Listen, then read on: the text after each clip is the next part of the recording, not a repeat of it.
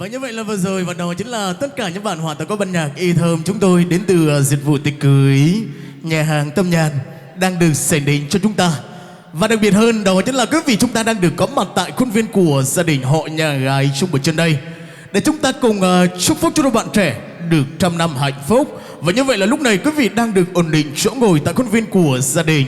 Và chúng tôi là mời quý vị chúng ta lại hướng về sân khấu dân sự và để chúng ta cùng chứng kiến và đó chính là tất cả nghi thức của đại lễ thanh hôn của đôi bạn trẻ sẽ được diễn ra. Và bằng tất cả niềm vui và sự hạnh phúc tuyệt vời, dịch vụ tiệc cưới nhà hàng Tâm Nhàn và cùng với ban nhạc y thơm, make up Gia Bảo, chụp hình, quay camera, Roof TV, rất vui mừng và hạnh phúc được chào đón quý vị khách quý chúng ta đang được hiện diện tại nơi đây và tại khuôn viên của gia đình họ nhà gái chúng tôi để chúng ta cùng về đây và cùng chứng kiến và đặc biệt để chúc mừng hạnh phúc trăm năm của đôi bạn trẻ trong chương trình lúc này. Và như vậy là sự có mặt của quý vị khách quý và đó chính là niềm vinh dự, niềm tự hào và sự hạnh phúc lớn của hai bên gia đình chúng tôi. Và chúc cái bầu không khí thật vô cùng long trọng và âm cúng lúc này và cùng với những thực hiện chương trình và xin được gửi tới quý vị khách quý lời cảm ơn chân thành, lời kính chúc khỏe và lời chào trân trọng nồng nhiệt thân thương.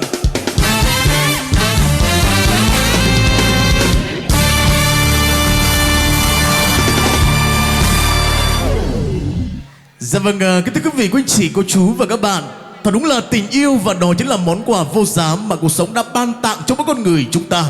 Và như vậy là ngày hôm nay và đó chính là ngày hạnh phúc trăm năm đã tới với quý vị. Và như vậy là lúc này không để quý vị phải chờ đợi lâu, xin mời quý vị chúng ta lại hướng về cổng chính ngôi trường lúc này, nơi bắt đầu cổng hoa, nơi bắt đầu khăn đỏ. Và quý vị cùng dành những tràng tay lớn nồng nhiệt để chúng ta cùng chào đón cặp đôi nương của chúng ta sẽ được tay trong tay, vai sát vai và cùng dìu nhau bước lên sân khấu lễ đài hạnh phúc của mình trong chương trình lúc này. Và kính mời hai bạn sẽ cùng nhau trở về với lễ đài hạnh phúc của mình để cùng ra mắt đến nội ngoại hai bên gia đình và quý vị khách quý đang được hiện diện tại nơi đây. Xin được trân trọng kính mời.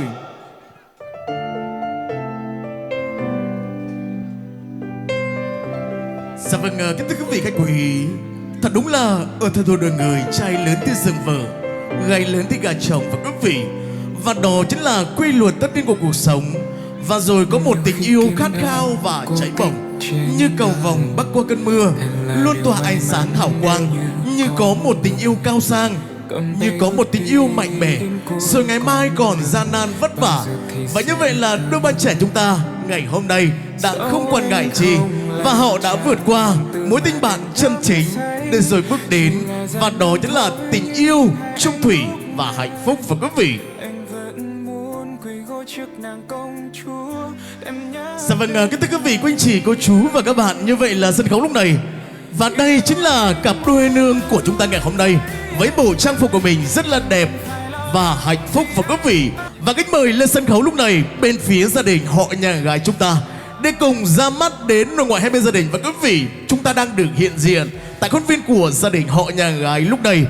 Chân cho kính mời quý ông siêu em và quý bà siêu in tại làng Bạc Quao, xã Gia Bang, Chu Bờ Rong, Gia Lai và đó chính là song thân phụ mẫu của cô dâu. Kính mời đại gia đình họ nhà gái Mỹ Ma Yêu trở về với sân khấu dân dự. Trân trọng kính mời quý ông bà. Và bên phía gia đình họ nhà trai, chân cho kính mời quý ông Siêu Sir và quý bà Rê Lan họ tại làng Giòn Tóc, xã Gia Lai, huyện Chư Sê, Gia Lai và đó chính là song thân phụ mẫu của chú rể chúng ta. Kính mời quý bà trở về với sân khấu tình yêu. Sau từng lần cúc cơ thoa ca sang nó phùng vang rùi roa cờ bình y cúc cơ bình ba bình ta ấy dạ mệt đồng dòng thời nhiều là tài trí theo rai mung cái bình ta lần tru lấy bay sang nó cái đập này cái bình yêu hốc bạc trong bít cờ thoa ca sang nó rai hốc bạc krepakol cờ thoa cho đông tra anaba bình yêu bình mấy chim bò bala cờ sang nó cờ thoa ca càng út cờ bình ba bình ta giang ra từng đây hiam tông tây hiam tây chân lên nôn màu tây nục noa rim ra đồng buông trong này mừng mây càng rất câu lên sang no cái đập này ma cái đập này càng bala cơ tua ca sang no phùng vang bình du mồ bịa là tây hiệp cái bên này cơ bình ta biết mà biết.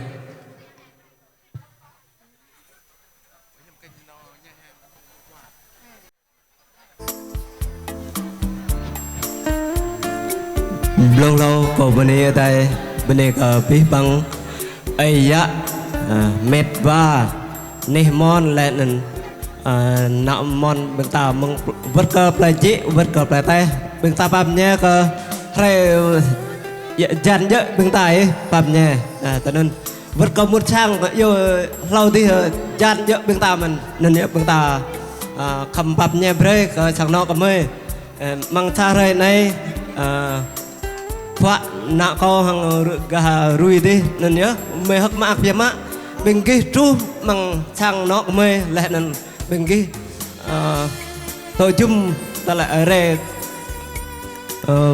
bên đây cái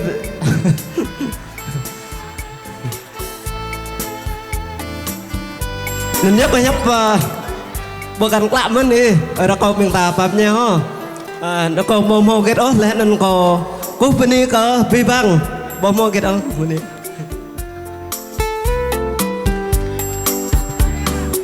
นี่มิงตาโมมิลตะเลยครับเกิดสังนอและนาดับปนัยมากระดับปนัยปลาเกิดตัวกาสังนอฟุงวางปิงอยู่อัดปนัยเกิดปิ้งปมิตาและนาเปลยแต่ชีย่อไปเรื่องมุงยำกละลุยเล่และนาเพราะเนาะหัวเตกเลกลอกับปิงกี้อัดทุ่มไปสนมิญโยไปเรื่องในยังหกมากรำปิดเกิดสังนอยังบุหิและนาทัวชุตุมตราเรื่องในและนาชิงกับบันไดและนาทัวกาสังนอฟุงวางรีรอปิงอยู่ยิงซาบอกสังนอเลยแล้วก็เกิดปิ้งปมิงตาหกมากรำปิดเกิดสังนอสาวัตตังปิงตาปอตการปรองปิงตาปอตการปรองไปสังนอปิงกี้วันนี้เกิดปิ้งปมิงตาvà như vậy là quay trở lại sân khấu lúc này cho tôi và quý vị chúng ta lại hướng những ánh mắt thương thương của mình về với sân khấu tình yêu để chúng ta cùng chứng kiến và đó chính là tất cả nghi thức tiếp theo. Kính mời cô dâu và chú rể chúng ta tiến lên phía trước một chút xíu ạ. Và cùng xoay mặt về phía nhau ạ, đứng đối diện là với nhau.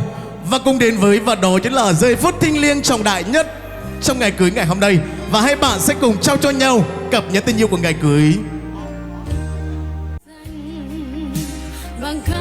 Và đây chính là phần quà tri ân của nhà hàng Tâm Nhàn chúng tôi dành tặng cho cô dâu và chú rể để cho hai bạn cùng trao cho nhau cặp nhẫn tình yêu của ngày cưới ngày hôm nay. Trước sự chứng kiến và sự có mặt của quý vị chúng ta đang được hiện diện tại khuôn viên của gia đình họ nhà gái chúng tôi. Vâng, rất cảm ơn nhà hàng rất là nhiều có phần quà dành tặng cho cô dâu và chú rể chúng ta ngày hôm nay. Là nàng thơ tươi vui mai đắm say trong thiên đường và cho anh mắt với câu ngân nga hòa cùng. Vâng, xin mời hai bạn chúng ta cùng trao cho nhau cặp nhẫn cưới ạ. Vâng, hai bạn đứng đối diện là với nhau đi ạ và cùng trao cho nhau cặp nhẫn tình yêu của ngày cưới ngày hôm nay. Vâng, xin mời chú rể chúng ta sẽ cùng trao nhẫn cưới của mình và đeo lên ngón tay giáp út của cô dâu. Và sau đó cô dâu sẽ trao lại cho chú rể chúng ta. Và cho phép tôi sẽ đi nêu một chút xíu về chiếc nhẫn này. Chiếc nhẫn là một vòng tròn không có điểm dừng lại. Và khi mà hai bạn cùng trao cho nhau, đeo lên ngón tay giáp út của nhau, nơi mạch máu của hai bạn luôn luôn được chảy xiết từ ngày hôm nay. Hai bạn đã chính thức được nên vợ nên chồng và họ cùng nguyện thề chèo lái con thuyền tình yêu đến bên bờ hạnh phúc. Xin chúc mừng. Lời khắp những ngã nằm hàng kiếp đắm tra cờ tới Xít ní lời khắp rong Dùng thô kram tới rài ní mẹ đi xóa dòng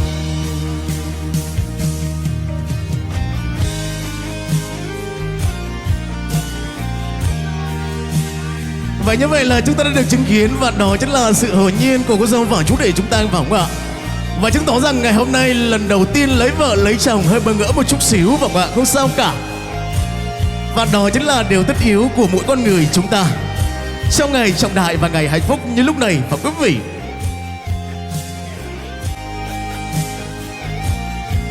วันนี้วันnày mình tạm một bộ lần thoa cho tôm tra lần vu nô ray bờ takan cờ thoa nhu từ bên bờ cờ khắp lần hari pakol cờ thoa nhu càng cờ thoa các phong quang sang nô ri roa thoa các hằng pin và binh ta ơi ạ miệt nông dòng đời dồn nhiều lại tài trí màu tru lần bộ râm bên cờ thoa cho tôm tra hari này thoa nhu chính ở bên này lên.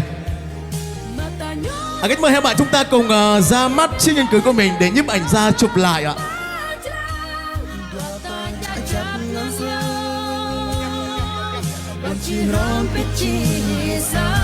Và như vậy là đây chính là hai bạn cùng ra mắt trước nhân của mình để tất cả quý vị cùng nhìn thấy và để cho nhiếp ảnh gia chụp lại hạnh phúc lúc này của quý vị. Và như vậy là chúng ta đã được nhìn thấy hai bên gia đình đã có những tràng pháo tay dành tặng cho hai người con của mình và quý vị. Tiếp theo kính mời hai bạn sẽ cùng dâng lên cho bố và mẹ của mình, và đó chính là ly rượu bao hiếu trong ngày cưới và ngày hạnh phúc, đền tàu lòng hiếu kính của mình trong ngày trọng đại và ngày hạnh phúc trăm năm cho đấng sinh thần và những người dưỡng dục. Hai ly đầu tiên kính mời hai bạn chúng ta cùng nhận và dâng lên bên phía gia đình họ nhà gái, bố mẹ của cô dâu ạ. Và như vậy là chúng ta đã được nhìn thấy bố mẹ của cô dâu và chú rể chúng ta đang được nở nụ cười rất là tươi phải không ạ, khi mà nhận lấy, và đó chính là hai ly rượu đến từ hai người con để tỏ lòng hiếu kính của mình trong ngày trọng đại và ngày hạnh phúc trăm năm dâng lên cho bố và mẹ đáng kính của cô dâu chúng ta.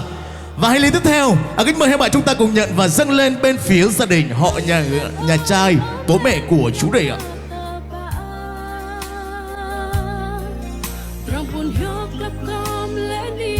Và xin mời chú rể dâng rượu cho bố của mình và cô dâu dâng rượu cho mẹ của chú rể chúng ta.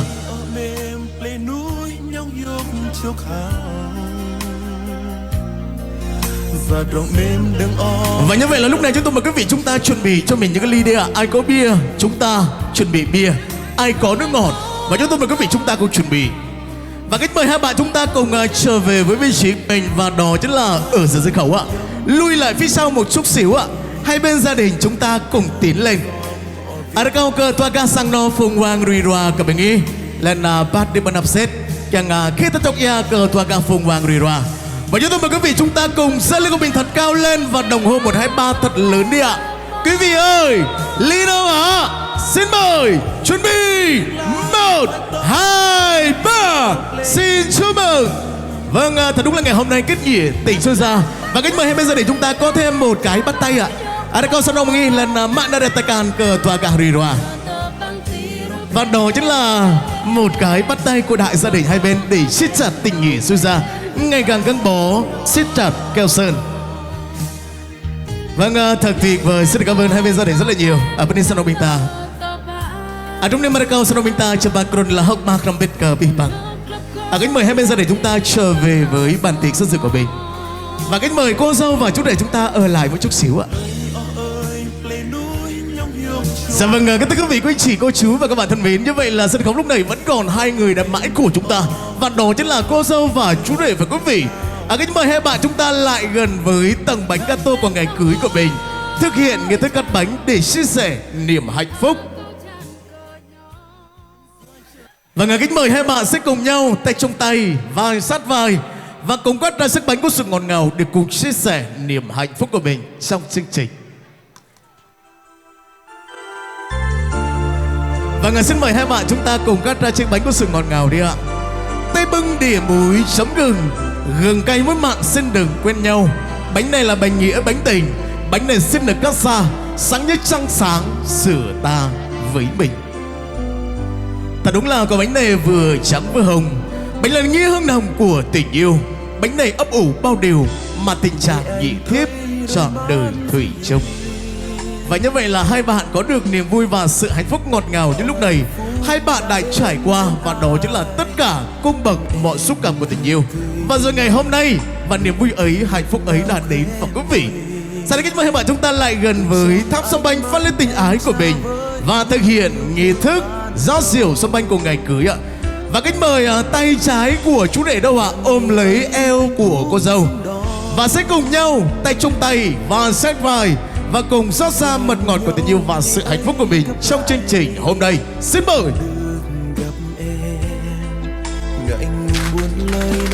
Và như vậy là tất cả bóng bay và pháo hoa đã được nổ ra, và ngày hôm nay cũng chính là ngày cưới của Hờ Ơn và Y Sâm. Cho cánh chim bay khắp giữa ngân hà, cho đôi bạn trẻ tìm về nơi tổ ấm và quý vị. Vâng, xin được chúc mừng hạnh phúc trăm năm. Và như vậy là thật đúng là tình ta như rượu với men, đắm say ngây ngất ai dành trở qua. Em ơi ta nguyện cùng nhau răng lòng tóc bạc mãi thương nhau hoài. Và từ nay hai bạn đã có đôi, đắng cay cùng hưởng và ngọt bùi cùng sẻ chia. Và xin được chúc mừng hạnh phúc trăm năm. Và kính mời hai bạn, cô dâu và chú rể chúng ta trở về với đó chính là ở dưới sân khấu ạ. Và chúng tôi mời quý vị chúng ta chuẩn bị cho mình những cái ly đi ạ. Ai có bia, chuẩn bị bia. Ai có nước ngọt. Và chúng tôi mời quý vị chúng ta cùng chuẩn bị. Và kính mời hai bạn chúng ta sẽ nhận lấy cho mình, và đó chính là 2 ly rượu sâm banh. Và cùng xoay mặt về phía nhau đi ạ. Đứng đối diện là với nhau. Và cùng chéo tay và uống ra môi. Và chúng tôi mời quý vị chúng ta cùng dâng ly của mình thật cao lên một lần nữa đi nào. Quý vị ơi, ly đâu ạ? Giơ ly của mình thật cao lên và đồng hô 1, 2, 3 thật lớn cùng với cô dâu và chú rể chúng ta. Xin mời, chuẩn bị 1, 2, 3. Xin chúc mừng. Vâng, chúc cô dâu chú rể trăm năm tình viên mãn bạc đầu nghĩa vô thề. Và xin chúc cho gái sự sắc son trọn nghĩa vợ. Chúc cho trai ghi chung thủy vẹn tình chồng. Và chúc quý vị khách quý một bữa tiệc thật vui vẻ, ngon miệng và ngập tràn niềm vui. Xin cảm ơn.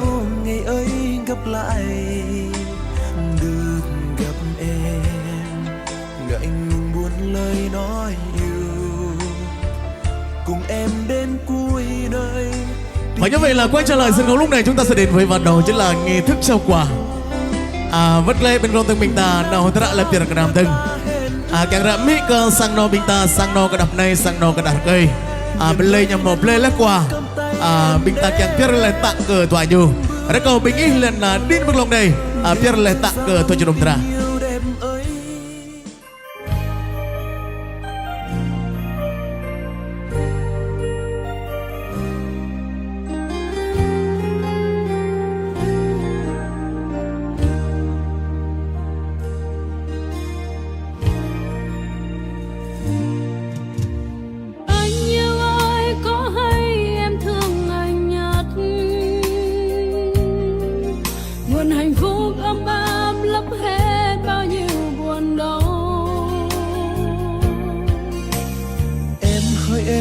Có biết trái tim anh cười vì đã khiến con tim anh đã hạnh phúc hơn xưa. Tình yêu em mãi dành bằng cả trái tim cho anh. Chính bởi lòng chân thành mà anh đã tin rằng em đến đây vì anh.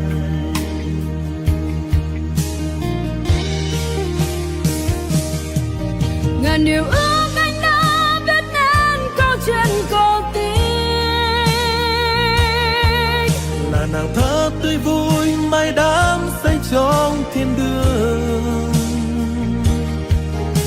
và cho anh mắt với câu ngân nga hòa cùng ánh nắng mai. Hãy giang đôi tay nắm lấy, nguyện cùng em vẽ nên tình yêu chúng ta tuyệt vời. khắp ơi thâu mơ tới khắp dòng lũ lời mặc lâm hi vi lời niên ra làm pran cho đây cầm thâu mơ ta dòng tộc lao giờ để dân tay bố mặc qua lại lo so đêm lời khắp dòng na nào hàng vi pram cho cơ tới xích ni lời khắp rong dòng thô cram tới rai ni mẹ đi xóa dòng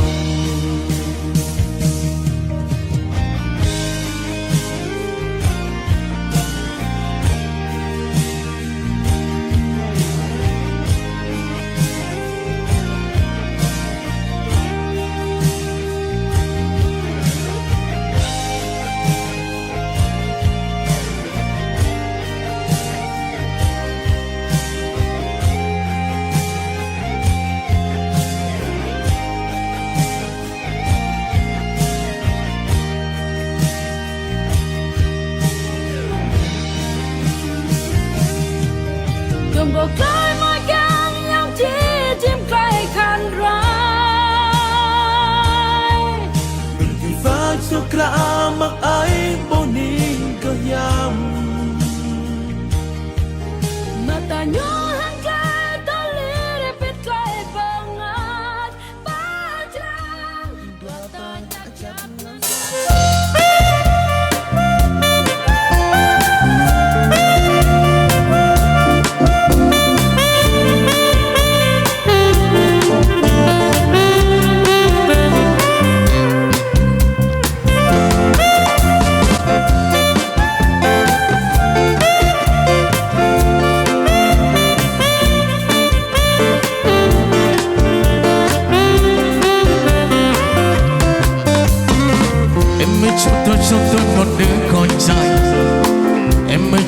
cho tôi một thằng đàn ông.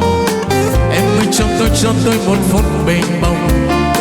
Em ơi cho tôi một thằng con trai. Thằng con trai lớn lên sẽ sư sinh. Thằng con trai lang thang biển khơi. Thằng con trai như chim hót khỏi bầy. Là con chim không sống trong tù đầy.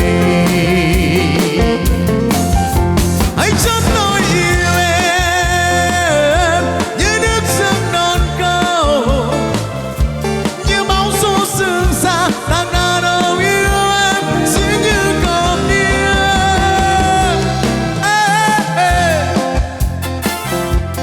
Yeah, yeah, yeah, yeah.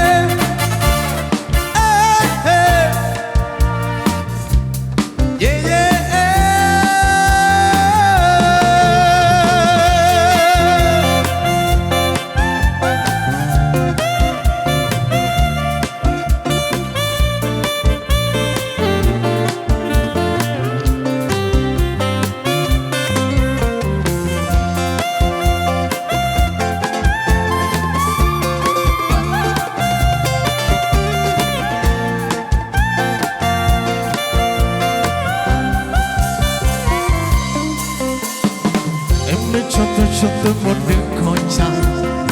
Em ơi cho tôi một thằng đàn ông. Em ơi cho tôi một phút bình bồng. Em ơi cho tôi một thằng con trai. Thằng con trai lên dãy xứ rừng. Thằng con trai lang thang biển khơi. Thằng con trai như chim hót gọi bầy. Là con chim không sống trong tù đầy. Hãy cho tôi yêu em, yeah, như nước sông non cao, như máu xô xương xa. Thằng đàn ông yêu em sẽ như con yêu. Hãy cho tôi yêu em như nước sông non cao, như máu xô xương xa. Thằng đàn ông yêu em sẽ như con yêu.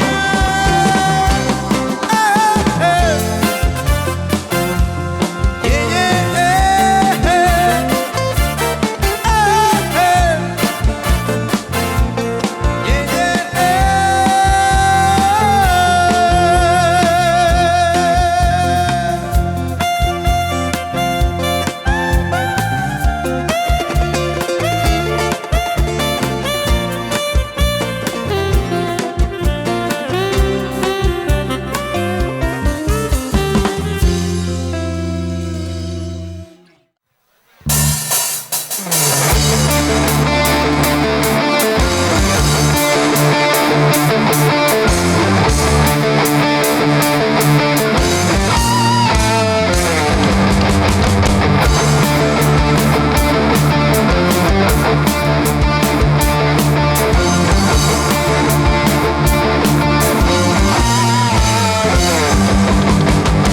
một con đường hồng còn bên ta, một con đường hồng sáng, một con đường hồng cháy mắt. Ôi cao nguyên em thương ai thương nào đừng người đang trái. Một con đường hồng còn đó là con đường tìm về với con đường người cháy mắt. Ôi cao nguyên đừng trên lòng đừng tay người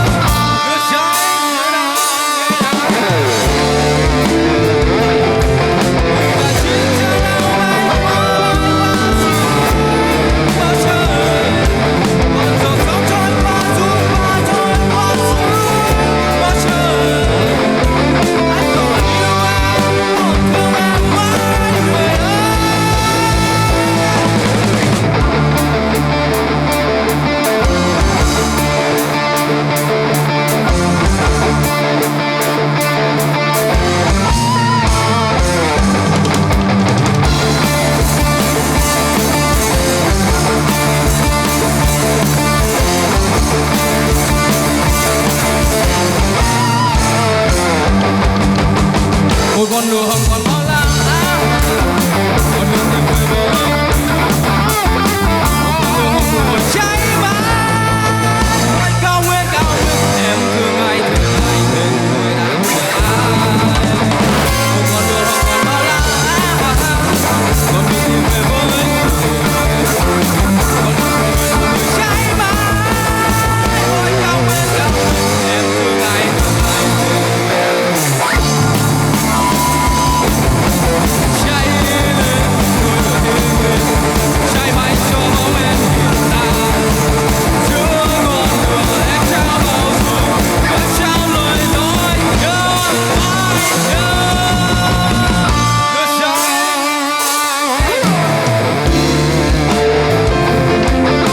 cả chính tay lao bay qua giữa bao trời một dòng sông trôi qua xuống trôi qua giữa bao trời.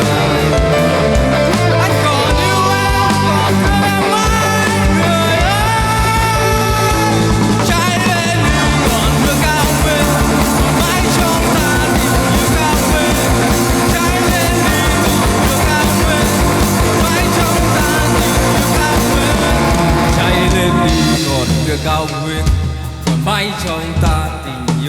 nguyên. Cháy lên đi ngọn lửa cao nguyên còn mãi trong ta tình yêu cao nguyên. Cháy lên đi ngọn lửa cao nguyên còn mãi trong ta tình yêu cao nguyên. Cháy lên đi ngọn lửa cao nguyên còn mãi trong ta tình yêu cao nguyên. Cháy lên đi ngọn lửa cao nguyên còn mãi trong ta tình yêu cao nguyên. Vâng, thật tuyệt vời. Xin cảm ơn giọng ca của Amanga rất là nhiều đã đến và có một món quà về âm nhạc rất hay và quý vị.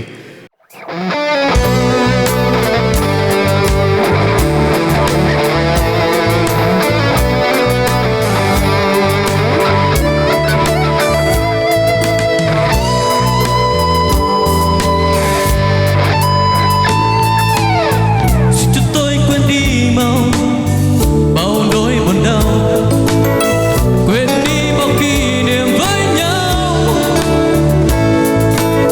Xin cho tôi được yên bình, xin cho bóng hình em đừng đến nữa.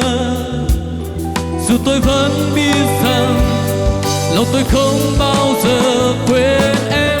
Mai đây mong sao tôi sẽ mãi mãi sống trong tình yêu. Xin em và xin em đừng đi. Mai đây và mai sau ta sẽ mãi mãi không rời nhau. Người yêu anh, ta sẽ yêu nhau suốt đời. Có những phút giây êm đêm cho mối tình ta. Em ơi bao cơn mộng đã qua. Có những đêm đau âm thầm khi em muốn liệt xa ngày tháng cũ. Người ơi hãy quay về, lòng tôi vẫn đêm ngày chờ mong. Mai đây mong sao ta sẽ mãi mãi sống trong tình yêu. Xin em và xin em đừng đi. Mai đây và mai sau ta sẽ mãi mãi không rời nhau. Người yêu ơi, ta sẽ yêu nhau suốt đời. Dù lớn cất bước đến trong đời, hình bóng anh mãi có trong đời và mãi quấn quýt không xa rời. Hỡi người yêu ơi, dù có sóng bão đến trong đời, người hãy nhớ nhé cho một lời hứa suốt kiếp sẽ yêu người mãi.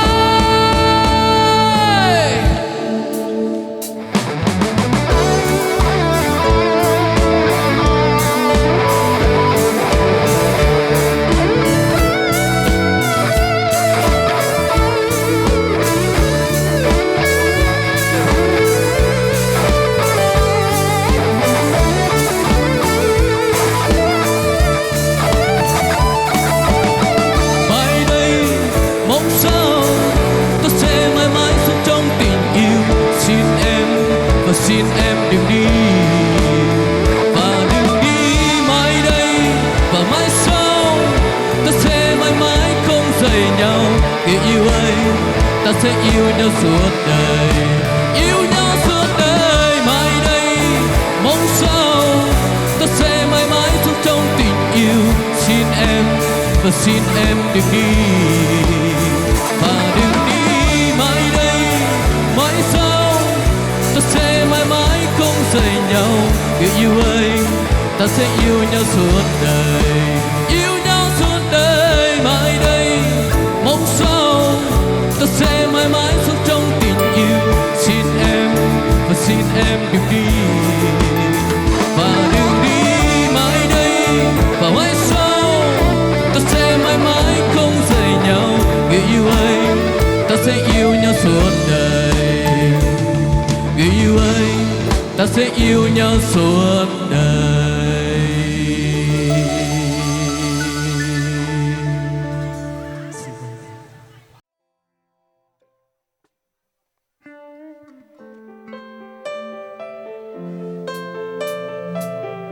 Một ca khúc là rất quen thuộc, ca khúc Cơn mưa ngang qua.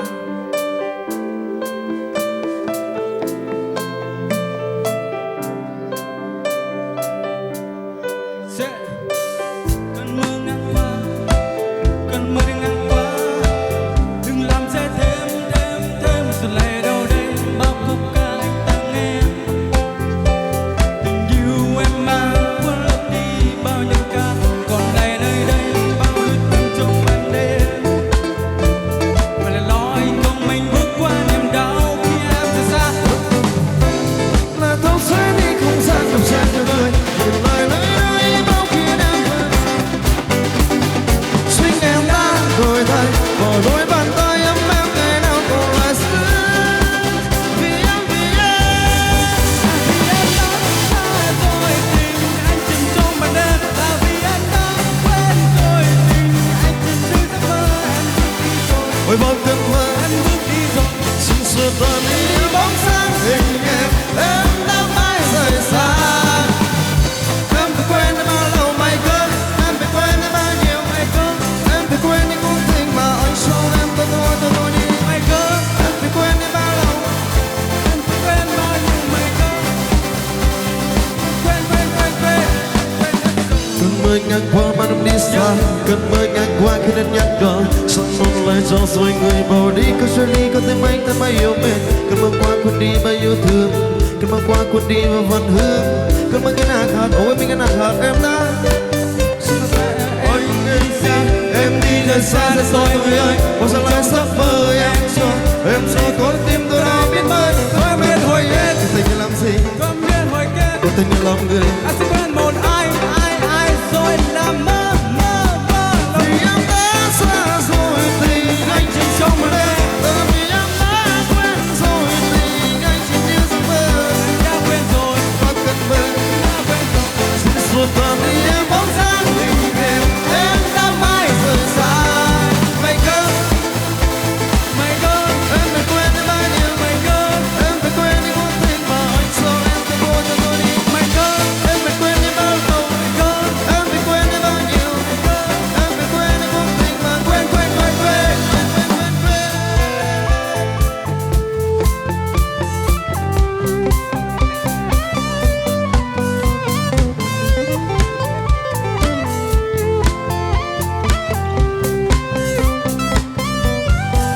Let's go.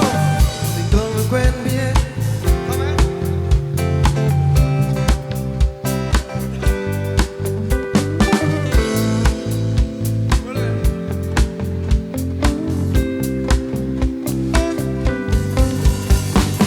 Số tôi không ngần yêu thêm vài câu, rồi quên mau suy nghĩ ban đầu khi tôi còn trẻ. Bao lâu tôi chưa yêu ai đậm sâu, chưa nghe tiếng sương lên như ngày ấy. Khi đời xưa dần, rồi quên mau suy nghĩ ban đầu.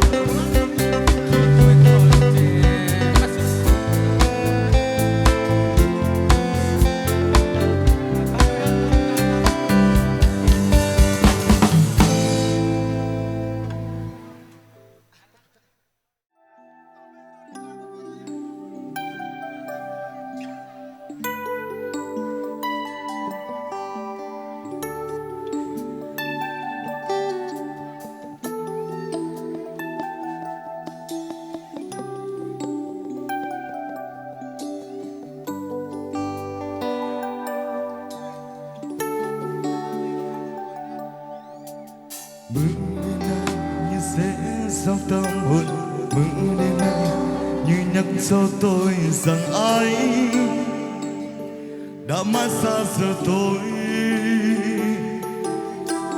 Mưa đêm nay người đã bên ai rồi, mưa vô tâm như nhắc cho tôi rằng anh sẽ mãi xa rời tôi. Hai mình còn bên nhau, em nói sẽ mãi yêu anh từ chưa mơ, môi hôn không dứt đôi môi bàn tay ơi. Trên vai tay ai bỏ giờ chỉ mình tôi lang thang lê bước sóng mơ, vì người đang có bóng dáng khác say giữa bàn tay ơi. Trên vai tay ai những nỗi nhớ trong tôi yêu về vì bao cô đơn giữ đêm nặng nề, là gió mưa đã mang đến những ký ức về đời ta quá xót xa. Một sự người đã cất bước bên ai thật rồi, chỉ mình tôi vô vơ sách ai được gì. Có gió mưa làm tôi nhớ, làm tôi đau, lòng tôi không nước mắt rơi. Sách ai bây giờ tôi cơn mơ được sao, tôi ngay bây giờ tôi cơn mơ được sao. Mưa đêm nay sẽ như tâm hồn, mưa nay như nhắn gió tôi rằng ai đã mãi xa giờ tôi. Bên nhau em đã sẽ mãi yêu em từng chiều mưa, môi hôn cùng giữ đôi môi bàn tay ơi. Người xin lấy tay ai, bây giờ chỉ mình tôi lang thang lên bước giấc mơ, vì người đã đưa bóng dáng khác sẽ giữ bàn tay ơi. Xin lấy tay ai, những nỗi nhớ sống tôi ùa về vì bao cô đơn dưới đêm nặng nề, có gió mưa đã mang đến những ký ức về đời ta quá xót xa. Bao giờ người đã cất bước bên ai thật rồi, chỉ mình tôi vừa vơ sách ai được gì, đã mang đến những ký ức về đời ta quá xót xa. Em từng đã quên anh từ đầu, để thức mắt chân đến giấc mơ về nơi đây, đến nên tôi lại nhớ mỗi ai. Đôi kia chỉ muốn hát đến thật to, nhưng em ngày sống khi sống lòng đây, và giờ nếu gặp lại đã đến từ xa. Những nỗi nhớ trong tôi ùa về vì bao cô đơn giữa đêm nặng nề, là gió mưa đã mang đến những ký ức về đời ta quá xót xa. Và rồi người đã cất bước bên ai thật rồi, chỉ mình tôi không mơ sách ai được gì. Và gió mưa đã mang đến những ký ức về đời ta quá xót xa. Sẽ đến bây giờ sẽ cơn mơ được sao, sẽ ngay bây giờ sẽ cơn mơ được sao. Nỗi tay mưa tại mưa đâu có mưa hết mưa rồi mà. Tại mưa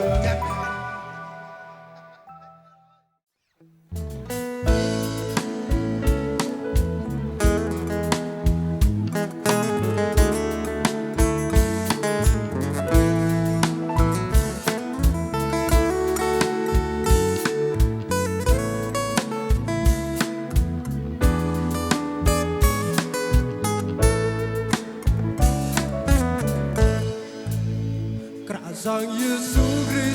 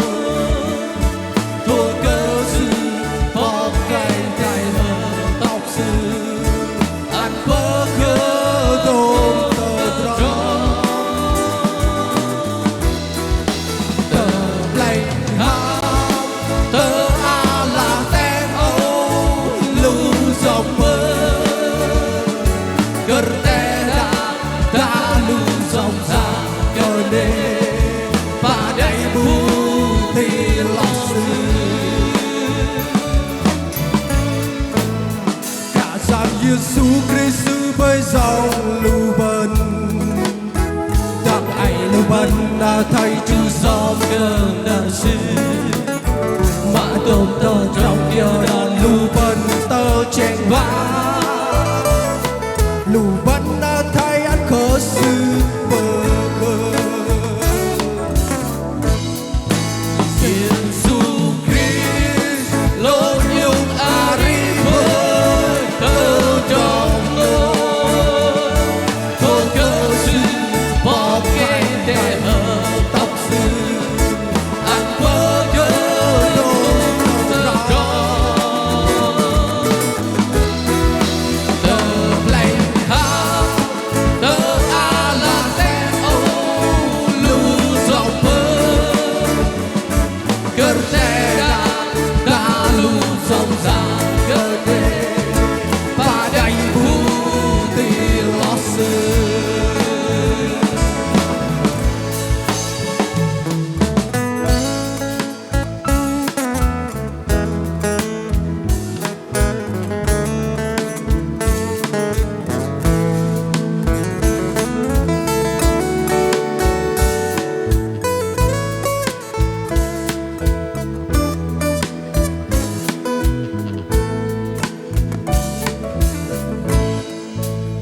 cả dòng Giêsu Christ với dòng lưu bần đặng ai lưu bần đã thay như dòng gần đã sư mãi tôm tơ trong kia đón lưu bần tơ trên hoa lưu bần đã thay ăn cơ sư Phơ cơ Giêsu Christ lối nhung ari với thơ trong lối thô cơ sư bỏ cay gai hở tóc sư ăn vỡ cơ đôi tơ trong tờ play ha tờ a la te ô lưu dòng bơ Gerteda đã lưu dòng ra cờ đê và đầy putih losse cả dòng Giêsu Christ với dòng lưu bần đặng ai lưu bần